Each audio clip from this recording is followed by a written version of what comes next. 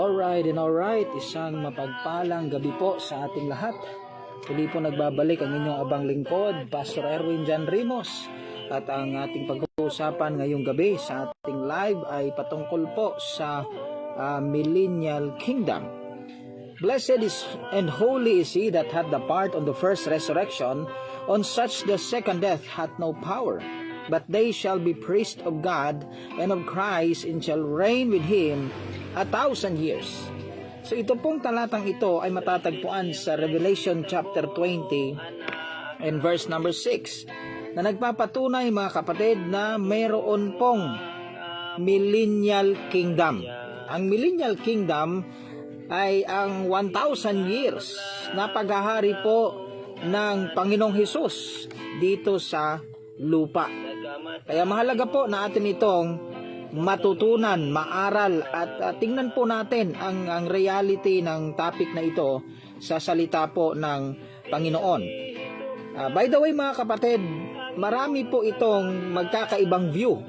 Mayroon pong tatlong sikat na view patungkol sa Millennial Kingdom. Una po ay ang pre-millennialist. Ibig sabihin magkakaroon po ng rapture before the Millennial Kingdom. Pre-millennialist po ang tawag.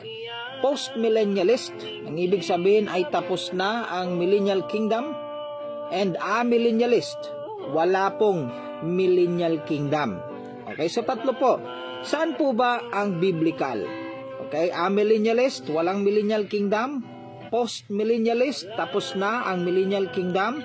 Or pre-millennialist, wala pang nangyaring Millennial Kingdom. Pre-millennialist po yan. At tayo po ay pre-millennial or pre-millennialist ang inyong mapapakinggan. At ang mga reason kung bakit tayo ay pre-millennialist, maririnig po ninyo ngayong gabi. Okay, una po sa lahat, sabi ng Revelation chapter 20 verse 6, meron po talagang tinawag na 1,000 years of Christ reigning on earth. Okay? So diyan po tayo magsisimula. Ang ibig sabihin po ng millennial ay 1,000 or 1,000 years. The millennial kingdom of the Lord Jesus Christ. So unang-una po sa lahat ay atin pong pag-aralan ang hari. Sino po ang maghahari diyan sa tinatawag na millennial kingdom ayon sa binasa po nating talata? Blessed and holy is he that hath the part on the first resurrection, on such the second death hath no power, but they shall be priests of God and of Christ, and shall reign with him 1,000 years. Alam nyo po ba na dahil sa article na 1,000 years, ang mga amillennialist ay naniniwala na hindi lang 1,000 years yung sinasabi po sa Revelation 20 verse 6. Not reading further verses. Ang kasunod po na verse mga kapatid ay hindi na po ginamit ang article na a, kundi ginamit po yung article na the. Nang ibig sabihin niyan ay specific na 1,000 taon. Tingnan po ninyo. Revelation 20 verse 7, and when the 1,000 years are expired, Satan shall be loosed out of his prison. Etong 1,000 years na ito, meron pong expiry. Okay? Mai-expired daw ito. At hindi na po ito 1,000 years, kundi the 1,000 years. So malaki po ang pagkakaiba sa 1,000 years at saka the 1,000 years. Nung hindi pa po natatapos, ang tawag ay 1,000 years. Nung natapos na, tinawag ng the 1,000 years. So sa mga magagaling po dyan sa grammar, alam po ninyo ang kaibahan ng dalawang statement na yan. So pareho po na mababasa ninyo sa Book of Revelation yung 1,000 years and the 1,000 years. Nang ibig sabihin, meron talagang 1,000 years, na paghahari nakasama ang Panginoong Hesus. Kasi meron din pong 1,000 years na ikukulong si Satanas sa bottomless pit. Verse 1 ng Revelation chapter 20. And I saw an angel came down from heaven, having the key of the bottomless pit, and a great chain in his hand. And he laid hold on the dragon, the old serpent, which is the devil and Satan, and bound him 1,000 years, and cast him into the bottomless pit, and shut him up, and set a seal upon him, that he should deceive the nations no more. Tingnan po ninyo, till the 1,000 years should be fulfilled. Merong fulfillment, merong expiry itong the 1,000 years na ito. And after that he must be loose a little season. So maliwanag po mga kapatid na meron talagang millennial kingdom. So wala na po sa, ibig sabihin binayolate na ng mga amillennialism ang mga talata ng Revelation chapter 20. Doon pa lang sa verse 1 hanggang 7, violated na po kapag ikaw ay naniniwala na walang millennial kingdom. Mali na ang iyong view at pag-uunawa dahil meron pong sinabing the 1,000 years na may expiry. Okay? Dapat nakatingin tayo dyan mga kapatid. And I saw the thrones, verse 4, and they that sat upon them, and judgment was given unto them. And I saw the souls of them that were beheaded for a witness of Jesus, and for the word of God, which had not worshipped the beast, in his image, neither had received his mark upon their foreheads, or on their hands. And they live and reign with Christ 1,000 years. Doon po sa mga nagsasabi na ang mapupunta sa millennial kingdom ay mga Old Testament saints daw at saka tribulational saints. May punto po kayo sa tribulational saints that they will live and reign with Christ 1,000 years. Kasi reward nila yon mga kapatid. Ayon sa verse number 4. But the rest of the dead live not again until the 1,000 years were finished. This is the first resurrection. Alam mo ba na galing sa rapture, pre-tribulation rapture, mid-tribulation rapture, post-tribulation rapture, at hanggang sa 1,000 years millennial kingdom, ang tawag po dyan sa tatlong rapture na yan ay first resurrection. Bago po ang first resurrection, nagkaroon muna ng Christ in the Old Testament resurrection. And then magkakaroon ng second resurrection. So entirely sa Bible po, sa New Testament ay mayroong tatlong resurrection. The precedent resurrection, the resurrection of the Lord Jesus Christ together with the Old Testament saints. The first resurrection, the pre-tribulation rapture, the mid-tribulation rapture, beheaded witnesses, and the post-tribulation rapture, Moses and Elijah. Ang tawag po dyan ay first resurrection, 3 parts. Okay? And then yung second resurrection po ay sa Great White Throne Judgment. Yang makikita po ninyo sa verse 11 to 15 ng Revelation chapter 20. Pero bago po ang Great White Throne Judgment, ay magkakaroon muna ng Millennial Kingdom. Okay? Ang Millennial Kingdom na ito ay paghahari ng Panginoong Hesus dito sa lupa na tinawag na when Jesus sit on the throne of His glory. Okay? So mahalaga na makita natin ito. Ito po ay 1,000 taon lamang, the 1,000 years. Okay? Una po makita natin sino yung magiging hari. Tatandaan natin na the Lord Himself shall descend from heaven, rapture. When Jesus come with His saints and with His holy angels, Battle of Armageddon. Ang bababa po ay si Jesus Christ lamang, kasama ng mga angels at kasama po ng mga saints sa Battle of Armageddon pagkatapos ng 7 years tribulation period. Okay? Hindi po bababa ang God the Father. Ang God the Holy Ghost naman po ay aakyat sa rapture, Ephesians 4:30. So malinaw po yan sa the actuality of God. Ayon po sa Revelation 20 verse 6, ang magiging king ay si Jesus Christ. Okay? Maghahari po ang Panginoong Hesus. Literally, sa lupa. At ang paghaharing ito ay tinawag na coming with the saints, with His holy angels. Tingnan po natin ang Matthew chapter 19 verse 28. And Jesus said, Verily, I say unto you, that ye which have followed me in the regeneration, when the Son of Man shall come, shall sit in the throne of His glory, ye also shall sit upon 12 thrones, judging the 12 tribes of Israel. Okay? Yan po ay sinabi ng Panginoong Hesus sa kanyang disciples. Okay? Pag binasa po ninyo ang Matthew chapter 19, sabi ni Peter, Lord, iniwan namin lahat at sumunod kami sa iyo. Ano po ang makukuha namin? Sabi ng Panginoong Hesus, if you followed me in the regeneration, kapag sumunod kayo at kayo ay na-regenerate, na ipinanganak maguli, John chapter 3 verse 3 to 5, naranasan yung maging born again spiritually.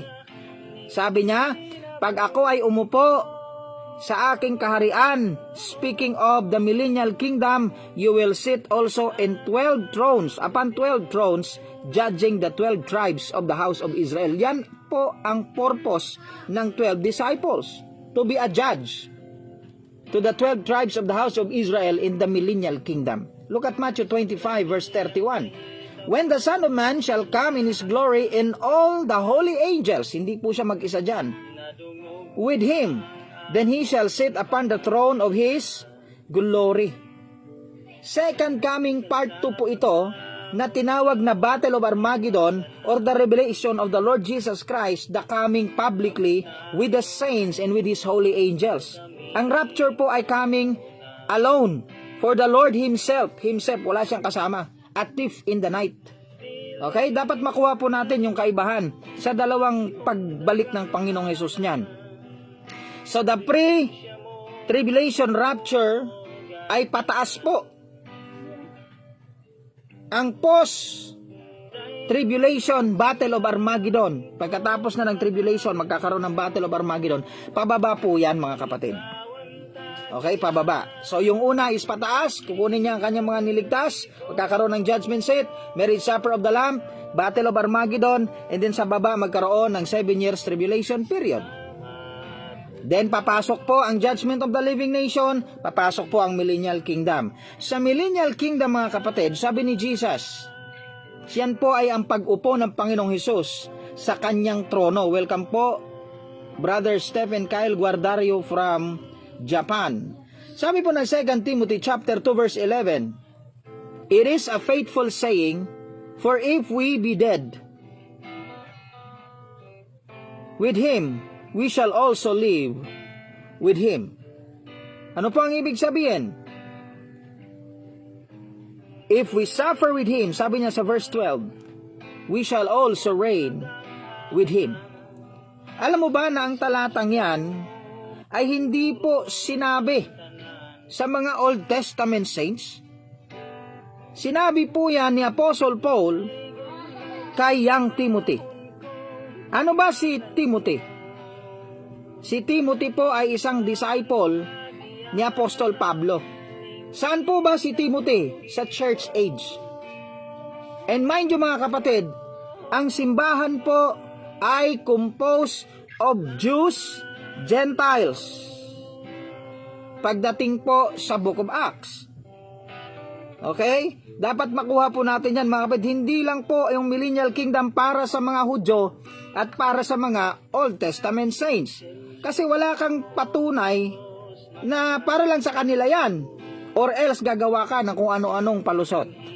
So I challenge you, doon po sa nagsasabing rightly dividing the word of truth daw, yung kanilang view, na yung mga nasa church age daw na nangaligtas, hindi makakasama sa millennial kingdom kasi doon sa langit daw. Talaga?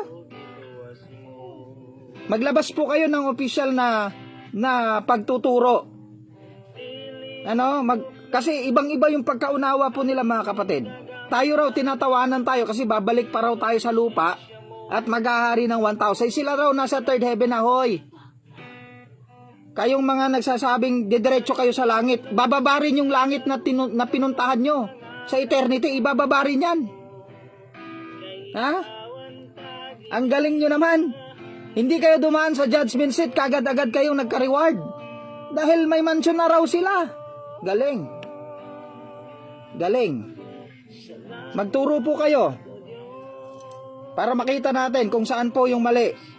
Okay po? Sige, tuloy tayo.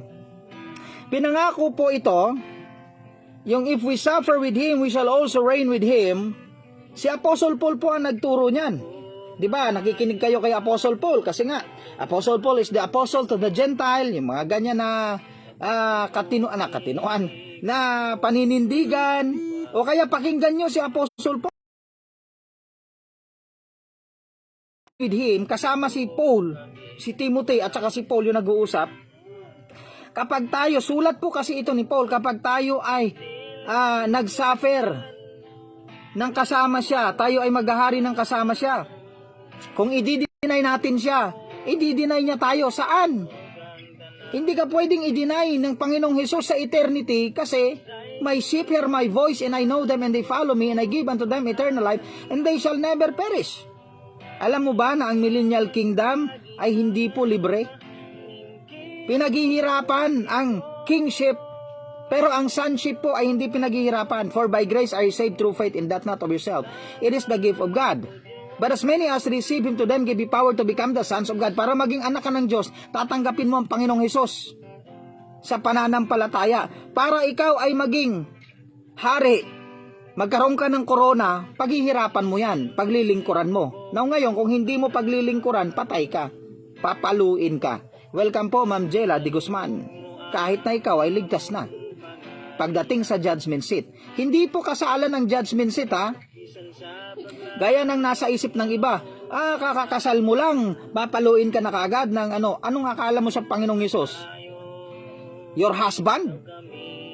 Inalintulad po ang relationship ng Panginoong Hesus sa mag-asawa, ang relationship niya sa church, kung gaano niya kamahal ang church. Pero hindi ibig sabihin that Jesus is your husband and you are His wife. Inalintulad po. Ginawa niyong literal yung symbolical at yung mga symbolical, ginawa niyong literal. Inaaral po ang symbolical at saka literal, mga kaibigan. Okay? So, tatandaan natin, dalawa po ang kanyang coming. Coming for the saints, rapture po pataas. Coming with the saints, pababa po yan, Battle of Armageddon, after ng 7 years tribulation. Ngayon, sino yung maghahari? Ang Panginoong Hesus lang.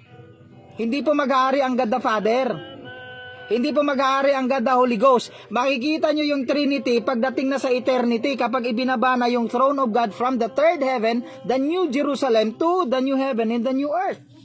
Dapat alam natin kung ano ang kaibahan ng mga panahon na yan at mga movement ng mga time.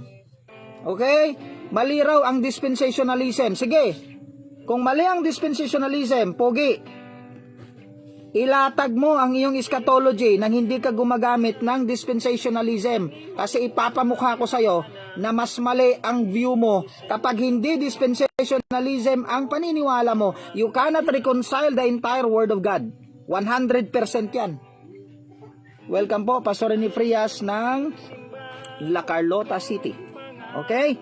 So ang una po, ang hari ay ang Panginoong Hesus. He is the King to the millennial kingdom. Meron pong mga kings sa ilalim niya na maghahari ng kasama niya. Alam nyo ba na ang magiging hari ng kasama niya ay galing sa church age na faithful servant, galing sa Great Tribulation period beheaded witnesses, dalawa po ang nakuha nila, sa mid-trib rapture po sila dumaan. Maganda po, marami tayong matututunan sa gabing ito. The kings, sino po yung mga hari? Sabi ni Apostle Paul, it is addressed also to the church. Church po ang kausap ni Apostle Paul, specifically the church of Corinth. Sabi niya, 1 Corinthians 9:25, and every man that striveth for the mastery is temperate in all things. Now they do it to obtain corruptible crown, but we an incorruptible. Sabi ni Apostle Paul, ang lahat ng tao na gusto maging master, they are temperate in all things. Welcome po, Ma'am Merly Beatriz ng Angeles City, Pampanga, Kakuton Extension. They are temperate in all things. Now they do it to obtain corruptible crown, but we an incorruptible. Tayo po ng mga naglilingkod sa Diyos, hindi corruptible crown yung hinahanap natin. Yung hinahanap po natin is incorruptible crown. Okay? Biruin mo, meron kang crown tapos hindi ka mag-ahari. Ang crowns po, mga kapatid, ay hindi ipinangako sa Old Testament saints. Ang crowns po ay hindi lang ipinangako sa mga tribulational saints. Pinangako po ang crown sa mga faithful servants sa church age. Welcome po, Pastor Ernesto Magtulis. Tingnan nyo yung mga talatang ito. Kung sino yung pinangakuan ng crown. 2 Timothy chapter 4, verse 8. Henceforth there is laid up for me a crown of righteousness, which the Lord the righteous judge shall give me in that day, and not to me only, but unto all them that love his appearing. Sino po ang kinakausap ni Apostle Paul? At sino po yung nandyan sa verse at talata? Kausap niya po si Timothy. Sabi niya, merong nakaprepare sa akin na crown of righteousness, which the Lord the righteous judge shall give me in that day. Kailan yon? Judgment seat of Christ. The righteous judge will be there. At siya ang magbibigay ng crown kay Apostle Paul. And not to me only, sabi ng Apostle Paul, hindi lang sa akin, sa lahat ng mga nag-aantay sa kanyang muling pagbabalik. Sino yung nag-aantay sa kanyang muling pagbabalik? Old Testament saints ba yon? Oy, pogi, makinig ka. Sino yung nag-aantay ng rapture? Old Testament saints, na-rapture na sila.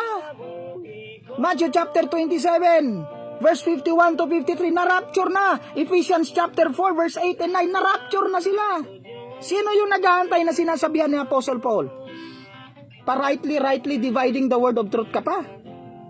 Sino yung pinagsasabihan niya dito sa 2 Timothy chapter 4, verse 8? Sa mga nasa church age po, na nag-aantay ng rapture. Di ba? Kung hindi mo tatanggapin yan, ibig sabihin, you're out of your mind. You don't have any reading comprehension. O, dapat nag-iisip ka, ha? Sige. Nagiging makati yung ulo ko, mga kapatid. Isa pa. Sino itong tatanggap ng crown of life? Revelation 20 verse 10. Ito po ay message to one of the 7 churches of Asia in the book of Revelation. Okay?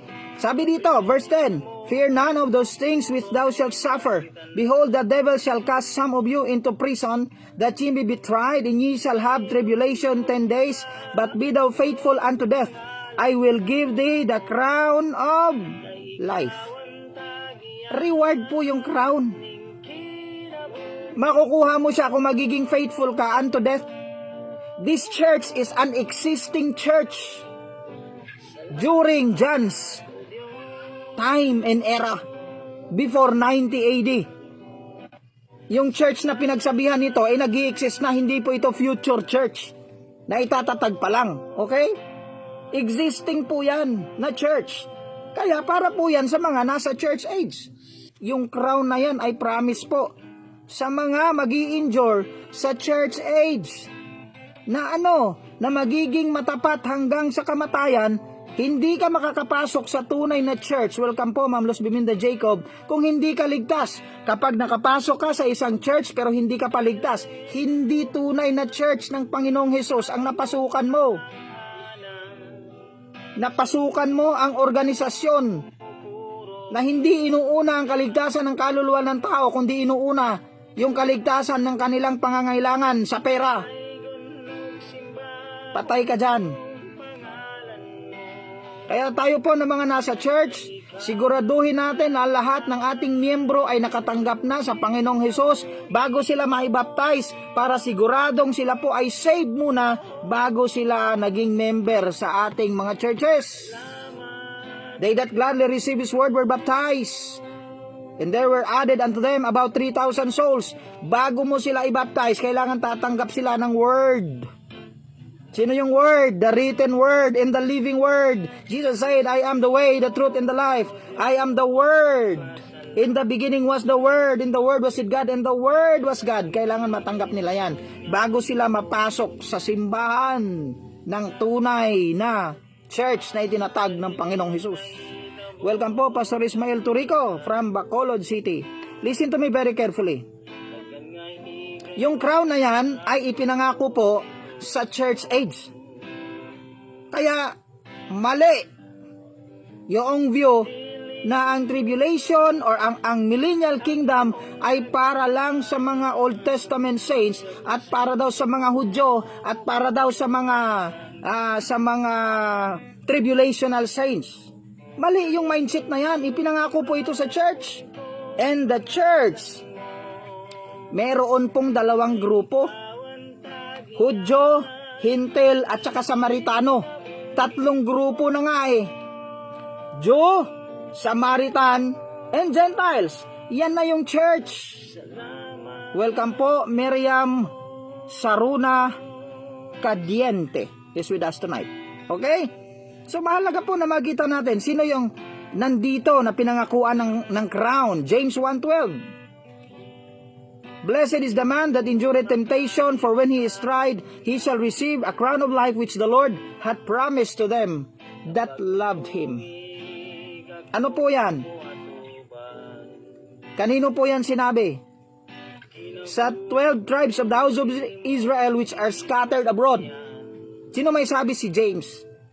Yan po ay para sa mga ligtas. Sa brethren, my beloved brethren. Yan po ang context ng James. Kaya pag sinabing faith without work is dead, para po yan sa mga brethren na.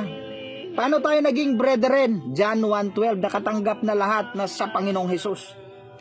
Magkapatid sa pananampalataya. Okay? Kapag nakalampas ka sa mga tribulation, temptation, bibigyan ka ng crown of life. Saan mo gagamitin yung crown of life? Naghahari ang Panginoong Hesus sa lupa. Ikaw na binigyan ng crown of life, nandun ka sa langit. Anong gagawin mo doon? Welcome po, Sir Melwin Asuncion. Anong gagawin mo doon? Kung maiiwan ka, sagutin mo yan. Pogi. Isa pa, yung mga walang reward, binigyan nyo ng reward dahil lahat daw ng ligtas ay may reward. Galing! Hindi pa nangyayari ang judgment seat. Binigyan nyo ng reward lahat ng mga ligtas. Magaling kayo. Kapag hindi nakatanggap ng reward yung mga miyembro nyo dahil sa ginagawa nyo, patay kayo. Sasakalin kayo pagdating sa judgment seat. Tingnan natin kung sino yung mapapahiya. Okay, tuloy po tayo. 1 Peter chapter 5 verse 4. And when the chief shepherd shall appear, he shall receive a crown of glory that fadeth not away. Ito po ay para sa mga pastor. Kapag bumaba na ang chief shepherd, that is the Lord Jesus Christ, makakatanggap yung mga under shepherd ng crown of glory. Yung mga pastor po na naglingkod ng tapat. Yung mga pastor na naglilingkod dahil sweldado. Wala na ho kayong reward, nakuha na ninyo inyong reward. Kahit na nga palakpakan ka lang ng mga tao, tapos tinanggap mo naman yung papuri ng mga tao, mawawala yung reward mo. Kaya huwag kang maglingkod para sa palakpak ng mga tao. Kaya tayo po, we don't care. Papalakpak man kayo, magagalit man kayo, manuntok man kayo, anong gawin nyo, wala po kaming pakialam. Bakit? Ang mahalaga po sa amin ay anong sasabihin ng Diyos. Anong sasabihin ng Panginoong Hesus pagdating sa judgment seat? Kaya siguraduhin mo yung sinasabi mo kalooban ng Panginoon. Siguraduhin mo yung tinuturo mo, nabasa mo sa salita ng Diyos at yun talaga ang pagkaunawa at naintindihan mo. Ayon sa guidance ng banal na Espiritu. Dahil kung hindi, mananagot ka sa lahat ng sasabihin mo since then na ikaw ay naligtas hanggang sa ikaw ay mamatay. Every word you will give account in the day of judgment. Kaya tigilan mo yung pagkamarites mo. Tigilan mo yung paninira mo. Tigilan mo yung mga walang kwentang sinasabi mo. Okay? Sige po. 2 Thessalonians chapter 2 verse 19. Crown of rejoicing. Basahin po natin ang verse.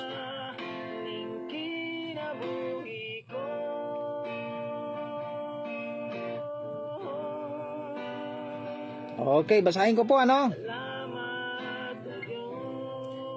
First Thessalonians, chapter 2 verse 19. For what is our hope or joy or crown of rejoicing, are not even ye in the presence of our Lord Jesus Christ at His coming? Yan po ay tanong ni Apostle Paul. Sabi na sa Church of Corinth, ano ba ang aming pag-asa? Ang kaligayahan o ang korona ng aming kaligayahan? Hindi ba kayo sa presence ng Panginoong Hesus sa kanyang muling pagbabalik? Yung mga kaluluwa po na nadala natin sa paanan ng Panginoon ay magiging crown of rejoicing natin. Sabi nila, hindi ba pastor yung mga crowns na yan ay symbolical yan, ay hindi yan literal, di ba? Symbolical yan. Bakit? Symbolical ba yung millennial kingdom? Yung paglilingkod mo ba symbolical? O actual ang paglilingkod mo? Yung judgment seat of Christ ba na magaganap, symbolical ba yon? Yung pagbibigay ba ng crown ng Panginoong Hesus, ito yung symbolical crown. Ano yung symbolical crown? Literal po yan na crown. Kasi anong gagamitin mo pag naghari ka? Symbolical crown? O sabihin mo sa mga tao, symbolically I am a king. I have a symbolical crown. Mindset ba? Mindset. Ayusin mo yung mindset mo. Sa sobrang kalokohan mo, sa pag-aaral sa salita ng Diyos, yung literal ginagawang symbolical. Symbolical daw yung fruit of the tree of life. Symbolical daw yung fruit of the knowledge to know good and evil. So kumain pala si Adan at si Eva ng isang symbolical fruit. Anong symbol yon? Kalokohan? Hindi na pwede yung pinagagawa nyo sa salita ng Diyos. Kung ano-ano na naiisip nyo. Mga kapatid, ang pinangakong crown, wala ka makikita, yung mga verse po na binasa ko, wala ka makikitang signs doon sa language na ginamit na ito ay tumutukoy sa isang symbolical na bagay. Literal yung pagkabanggit. Bakit yung halimbawa James 1:12, yung temptation ba na inindor niya symbolical? Blessed is the man that endureth a symbolical temptation, for when he is tried, he shall receive a symbolical crown of life, which the Lord hath promised to them that symbolically love Him. Ganyan ba yung pagkasulat? Talaga. Bakit? Kasi mayroon kang point na gusto mong pagtakpan. Imbis na titingnan mo yung katotohanan, gumagawa ka ng kung ano-anong paraan para mailigaw ang mga tao sa katotohanan. Ikaw naman kung nakikinig ka, kung aanga-anga ka lang rin, hindi mo aaralin yung mga verse na ibinigay sa'yo, wala rin makukuha, wala kang makukuha. You need to study the Word of God carefully. So the King is the Lord Jesus Christ. The kings are those who are qualified to receive the crown of righteousness, the crown of life, the crown of glory, the crown of rejoicing, the crown of gold, the crown of silver, and the crown of precious stone. 1 Corinthians chapter 3 verse 11 to 15. Yun yung magiging kings. Sa taas ng mga maliliit na kings, si Jesus Christ bilang King of Kings. O ngayon, Pogi, ilabas mo yung pag-aaral mo.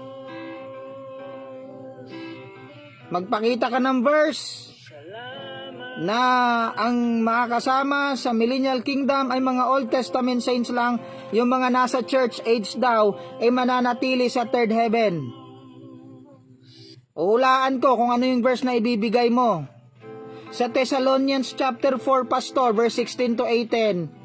And so shall we ever be with the Lord. Yung ever dyan ay forever. Sinong niloko mo ng ever ay forever? Saang dictionary mo nakita na ang ever ay forever? Eh ano bang ibig sabihin ng ever? Tinatanong mo pa. Hanapin mo yung Greek word para alam mo. Pag sinabing ever, always, all the time. Forever, always, all the time, without end. Anong kaibahan nun? Yung without end, yung kaibahan. Dapat nag-iisip ka. Pogi. The kingdom. Alam niyo po ba kung bakit hindi pa nangyayari ang kingdom na ito? We have experience to talk to a preterist in Batangas. Kapag-experience na po kami na nakausap namin ng isang preterist. Alam niyo ba yung hindi niya masagot?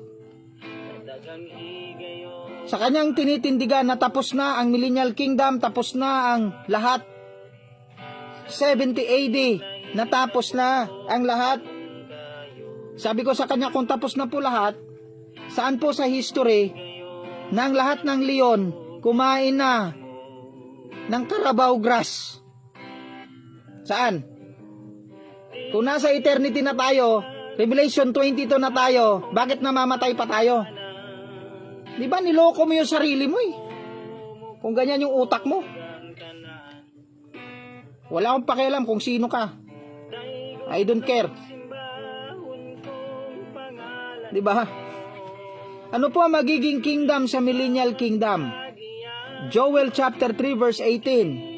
And it shall come to pass in that day that the mountain shall drop down with new wine, and the hills shall flow with milk, and all the rivers of Judah shall flow with waters, and fountains shall come forth out of the house of the Lord, and shall water the valley of Shittim. Hindi pa po nangyayari yan. Ano pa? Tandaan nyo po yung mga verse na yan. Amos chapter 9 verse 13. Behold, the days come, saith the Lord, the plowman shall overtake the reaper, and the trader of grapes, him that soweth seed, and the mountain shall drop sweet wine, and all the hills shall melt. Gaano po ka ganda yung buhay? Mag-overtake daw yung nag-aararo, i-overtake niya yung nag-aani. Ngayon, hindi nga tayo maka-third crop eh. Hirap na hirap tayo. Wala pong sapat na supply ng pagkain. Maraming namamatay sa gutom. Because that is signs of the time. Famines and pestilence. Signs in heaven, signs on the earth, signs beneath the earth. The sea and the waves roar. Earthquakes in diverse places. Yan ang nangyayari ngayon. So kaya hindi pa ito nangyayari mga kapatid. Micah chapter 4 verse 1 to 4. But in the last days shall come to pass that the mountain of the house of the Lord shall be established on the top of the mountains. And it shall be exalted above the hills, the people flow unto it, and many nations shall come and say, Come, and let us go up to the mountain of the Lord. Ano po yan sa Jerusalem? And in the house of God of Jacob, He will teach us His ways. Hindi mo yan makikita sa Jerusalem ngayon. Ang nasa Jerusalem ngayon, mga anti-Christ. Ano mga anti-Christ? Ayaw nila kay Jesus Christ. Hindi nila tanggap si Jesus Christ. Hindi pa nangyayari yan. Pag pumunta ka sa Jerusalem ngayon, sa mountain of the Lord, marami ang magagalit sa iyo pag nag-preach ka ng gospel. Welcome po, Jack Dunn is with us tonight. And he will walk in his paths. For the law shall go forth of Zion, and the word of the Lord from Jerusalem. Wala kang maririnig na word of the Lord sa Jerusalem ngayon. Galit na galit sila sa Panginoong Hesus. Dahil sa maling balita na ipinalaganap ng mga kalaban ni Kristo sa kanyang panahon. Okay? And he shall judge among many people, and rebuke strong nation afar off, and they shall beat their swords into plowshares. Papalitan nila yung kanilang mga espada ng mga agricultural tools, and their spears into pruning hooks. Nation shall not lift up a sword against nation. Ay wala pang ganyan ngayon. Neither shall they learn war anymore, but they shall sit every man under his vine and under his fig tree, and none shall make them afraid, for the mouth of the Lord of hosts spoken it. Hindi pa po nangyayari yan ngayon. Laban ng laban, away ng away, gera ng gera. Jodian Cañete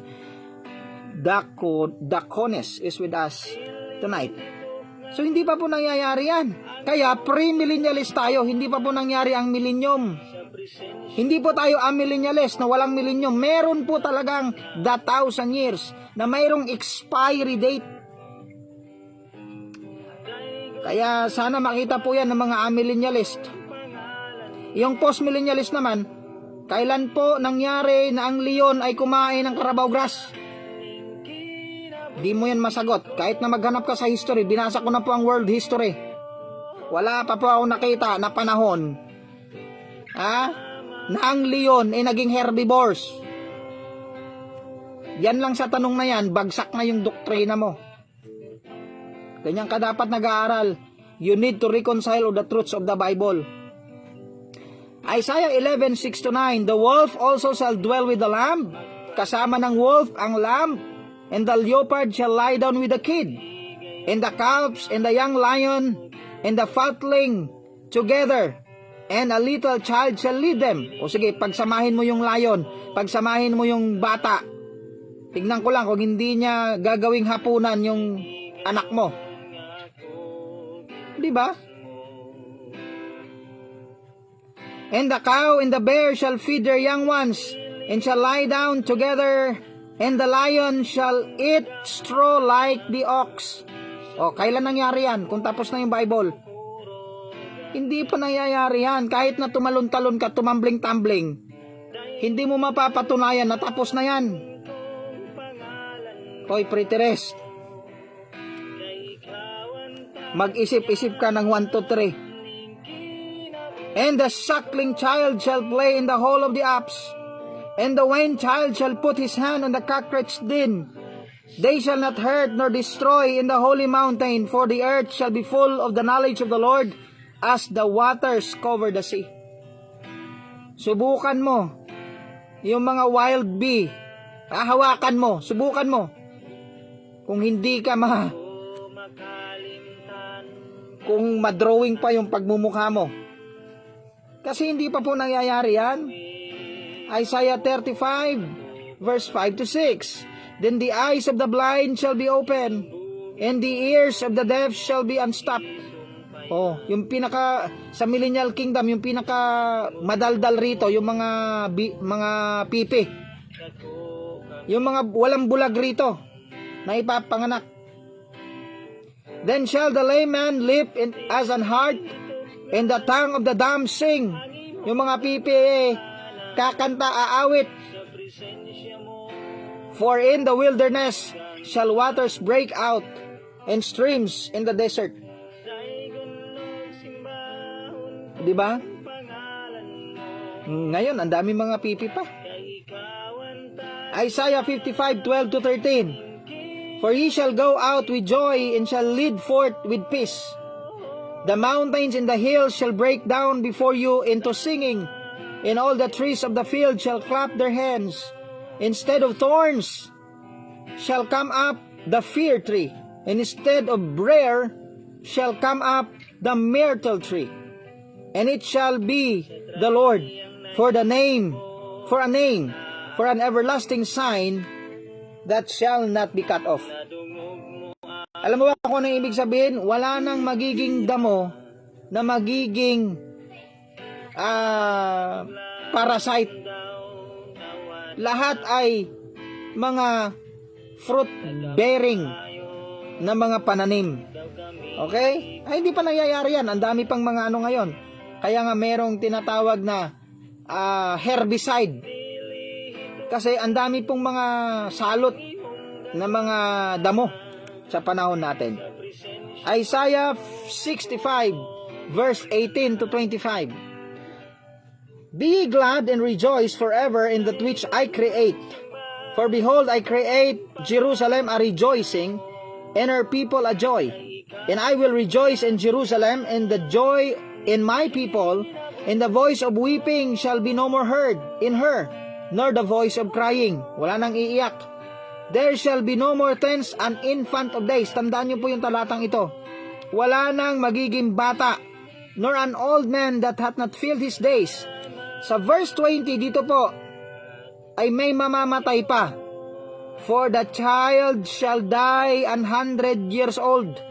But the sinner being 100 years old shall be accursed. May mamamatay. Hindi po yan eternity. May mamamatay pa po dyan. Yan po ay millennial kingdom. And they shall build houses, inhabit them. And they shall plant vineyards and eat the fruit of them. They shall not build them. They shall not build and another inhabited. They shall not plant and another eat. For as the days of the trees, or of a tree, they're the days of my people. And mine elect shall long enjoy the work of their hands. They shall not labor in vain, nor bring forth for trouble.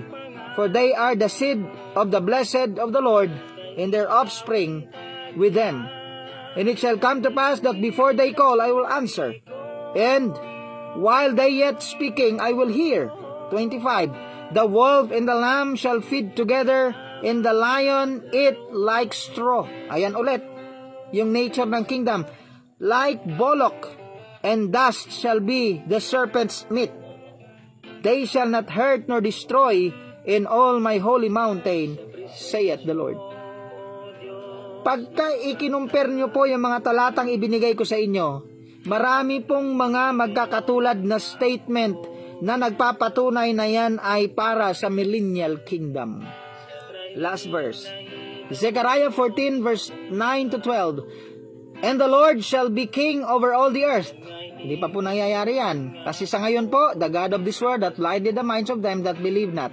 And in that day, there shall be one Lord, in His name one. All the land shall be turned as plain. Ayan po, magiging plain ang lahat ng lupain. From Giva to Rimmon, south of Jerusalem. And it shall be lifted up and inhabited in her place for Benjamin's gate. Unto the people of the first gate, unto the corner gate, and from the tower of Hananiel, unto the king's winepresses. And men shall dwell in it, and there shall be no more utter destruction. But Jerusalem shall be safely inhabited. Hindi pa po yan ngayon. Araw-araw, may mga missile na pumuputok po sa Jerusalem ngayon. Kaya hindi pa nangyayari yan. And this shall be the plague wherein the Lord shall smite all the people that have fought against Jerusalem. Ito po, wala pa pong nangyayaring ganito. Their flesh shall consume away. Wala pa pong natutunaw habang nakatayo. While they stand upon their feet. And their eyes shall be consumed away. And their holes in their tongue shall consume away in their mouth.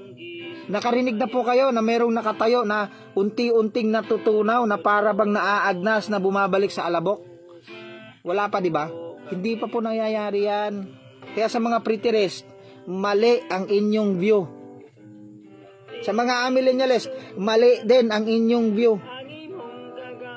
Sa mga post-millennialist, maling-mali ang inyong view. Peace. Mag-aral ka ng salita ng Diyos. Yun ang pinakamahalaga. May pag-asa ka pang matuto. Kung hindi ka lang mayabang, matututo ka. Sana makarating sa iyo yung live broadcast na ito. Millennial Kingdom po ang ating topic ngayong linggo. Salamat sa nag-inspired po sa akin na ito ang magiging main topic natin ngayong week. Okay, bukas Millennial Kingdom din ulit. Isang linggo po. Kaya marami po kayo matututunan. Basta't willing po kayo na makinig. Tingnan po ninyo ang ating outline. Yan po ay skeletal outline. Okay, pag sinabing skeletal, summary pa lang po yung itinuturo ko sa inyo. Hindi ko pa po itinuturo yung detailed niyan. Okay, marami pa po yung detalye kaya isa-isahin po natin throughout the week. Maraming salamat po. Ako ang inyong abang lingkod, Pastor Erwin Jan Rimos. Manalangin po tayo, amang banal, dakilang Diyos. Thank you very much, Panginoon, sa mga talatang aming binasa. Sana, Lord, maging bukas po ang isipan at puso ng aming mga kapatiran na sila po ay magkaroon ng time sa pagbabasa sa kanilang Bible. Mahalaga po na alam nila, mahalaga po na prepared sila, mahalaga po na wag masayang ang kanilang paglilingkod dahil napakalaking reward ang nag-aantay po sa kanila. Ang Millennial Kingdom ay 1,000 years na pag-ahari. Napakasarap ng buhay, sayang naman kung hindi po sila mga kasama. Dahil wala po silang crown, dahil wala po silang pinaglingkod, sana ang mga hindi po naglilingkod ay maglingkod na naman tapat. Yung mga gusto nang umayaw at tumalikod, bumalik po sila sa kanilang paglilingkod at maging masaya habang nag-aantay po sa muling pagbabalik ng inyong bugtong na anak, ang Panginoong Hesus. Salamat po sa gabing ito. Binabalik namin ang kapunan at pasasalamat sa matamis na pangalan ng aming Panginoong Hesus. Amen and amen. Maraming salamat po, Jody Ann Cañete Dacones, Jack Dan. Thank you very much. Pastor Rene Frias, Sir Melwin Asuncion, Miriam Sarona Cadiente. Thank you very much po. Ma'am Luz Biminda Jacob, Pastor Magtules, marami pong salamat. Ma'am Merly Beatriz, Pastor Rene Frias, Ma'am Jela Di Guzman, Brother Kyle Stephen Guardario, marami pong salamat. Ayan, at sa lahat po ng ating mga suki, Pastor Ismael Turico, thank you very much po from Bacolod City. Pagpalain po tayo ng Panginoon. God bless sa ating lahat. Pagkita-kita po tayo bukas. God bless us all.